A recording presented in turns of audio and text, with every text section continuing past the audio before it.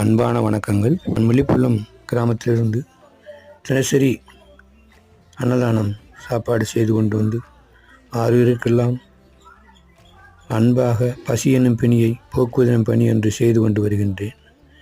இந்த பணி என்னுடைய ஆயுள்வாக வரைக்கும் சிறப்பாக நடக்க வேண்டும் என்று எல்லா மக்களும் ஆண்டவனை வேண்டிக் கொள்ள நான் ஆசைப்படுகிறேன், வேண்டுகிறேன்.